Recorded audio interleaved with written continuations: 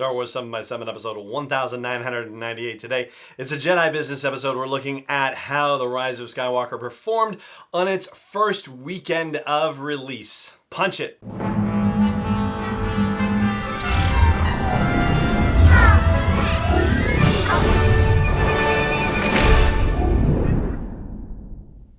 Hey Rebel Rouser, I'm Alan Voivod and this is Star Wars 7x7. Thank you so much for joining me for this episode. So, the numbers are still being finalized, or at least they are at the time of this recording. So, yeah, I've seen different estimates, but basically between 175 million and 179 million for the first weekend domestically for The Rise of Skywalker. This would put it at a lower number than both The Force Awakens and The Last Jedi, but it puts it higher than Rogue One. So here's the thing. As I look at these Jedi Business numbers, there's a little thing running in the back of my brain that I'm thinking about, which is the whole question of the last 2 years that's been put forth by a group of folks online, which is the notion that The Last Jedi ruined Star Wars and that we would see those numbers reflected in the box office in future movies. That was the presumption for Solo: A Star Wars Story, and I did spend a good chunk of time on the podcast looking at the performance of Solo and theorizing as to why it wasn't the case that The Last Jedi had any particular effect on Solo: A Star Wars Story, or at least if it did, it wasn't one of the significant factors for Solo's performance at the box office. In fact, I did an episode where I think I had 7 different things that I thought were more significant in terms of their effect on the box office for Solo. But here we are with The Rise of Skywalker, and I must say I had been hoping for a little bit more of an apples-to-apples situation, so that way we could more definitively say once and for all whether Last Jedi really is going to have a negative effect on future Star Wars movies, or if not. So, the big thing about not having an apples-to-apples comparison has to do with the CinemaScore grade. So the folks at CinemaScore will poll people after they've come out of the movie, and they do this in 30 or 40 different cities or something like that. They gave a B+ to The Rise of Skywalker, which is lower than the A's and A- of previous movies. So right there, that tells us that the movie wasn't as well reviewed by the people coming out of those initial screenings, and that generally tracks with an effect on box office performance. So right there, it's not so much about the whole foo-for-all around The Last Jedi. It's about this movie in particular and how the word of mouth is going to affect its ultimate box office performance. Meanwhile, on the other service that does audience polling after movies, that would be PostTrack, it got an 81% overall positive and 4 out of 5 stars. This is also trailing behind 3 previous Star Wars movies. So Force Awakens was a 90% overall, and The Last Jedi was 89%, Rogue One was 91%. So again, it was 81% for The Rise of Skywalker.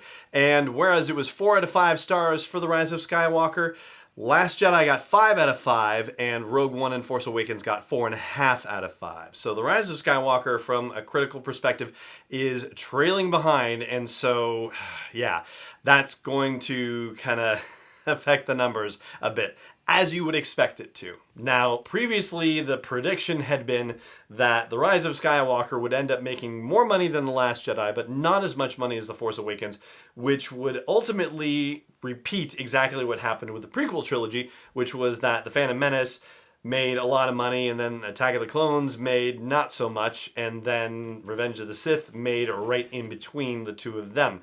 Funnily enough, the opening weekends for those 3 movies were entirely different. Phantom had the lowest opening weekend, Attack of the Clones came in second, and Revenge of the Sith had the biggest opening weekend, even though it never topped The Phantom Menace overall. And that's despite the fact that Revenge of the Sith was actually the best reviewed and probably the most hotly anticipated of the 3 movies. I mean, certainly The Phantom Menace was hotly anticipated because it had been 16 years since the previous Star Wars movie, but Revenge of the Sith was the one that people really wanted to see because that was the one where Anakin's fall actually happened, right?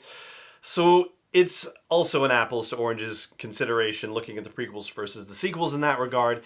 And yet, there is some hope that The Rise of Skywalker still could go beyond what The Last Jedi made at the box office, which would be in line with the previous predictions. Actually, not predictions, that's the wrong word, the trend from the prequels. So one thing that Scott Mendelson at the ticket booth at Forbes points out is that movies that have gotten a B+ cinema score have gone on to get more than $1 billion at the box office. And in fact, there's a recent example, Joker, which opened in October, got a B+ and went on to make more than $1 billion at the box office. So that's one potential positive example. And another bit of news that may bode well for The Rise of Skywalker is the fact that Deadline Hollywood points out The Rise of Skywalker has opened later in December than any other Star Wars movie opening in December. So The Force Awakens was the 18th. Then you have Rogue One and The Last Jedi, which were the 15th and the 16th. And so this one opening later on the 20th and opening on the final shopping weekend before Christmas, where it was only like 3 days before Christmas, 4 days before Christmas. So the big rush had to happen.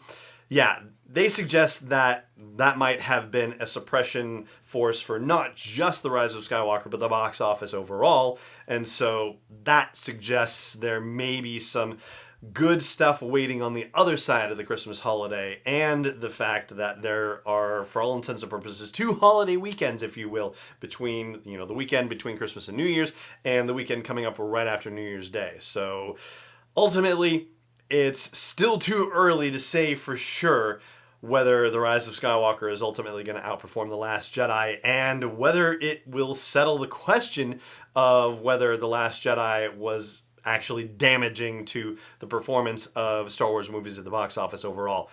Jury's still out. Numbers don't necessarily look that great right now, but also look like they could be hampered by the review situation, which definitely has to play a part in things. I mean, it's getting reviews that were worse than Solo: A Star Wars Story, so that's got to play some kind of factor in this whole situation.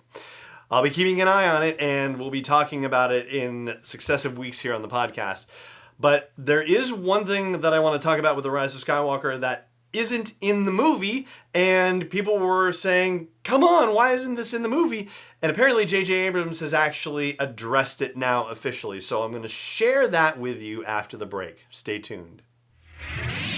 Hey Rebel Rouser, I've made some changes to the asteroid belt level at patreon.com/SW7X7, and they are all with sponsors in mind. So if you want to get the word out about your business, your product, your service to a dedicated Star Wars audience, then please check out patreon.com/SW7X7 and look for the asteroid belt level for details. Again, that's patreon.com/SW7X7.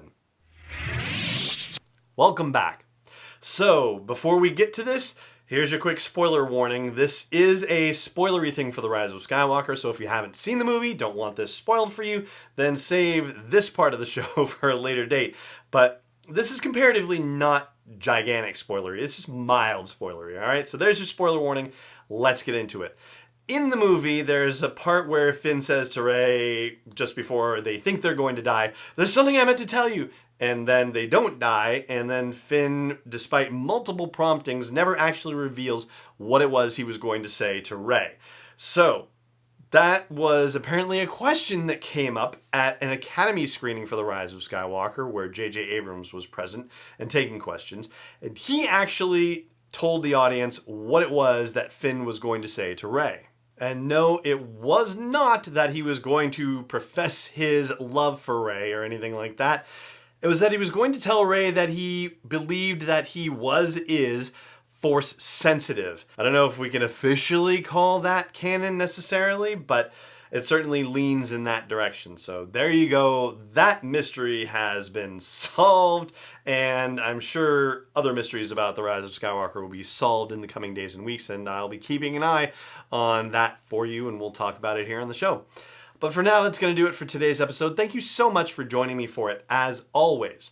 And may the Force be with you, wherever in the world you may be.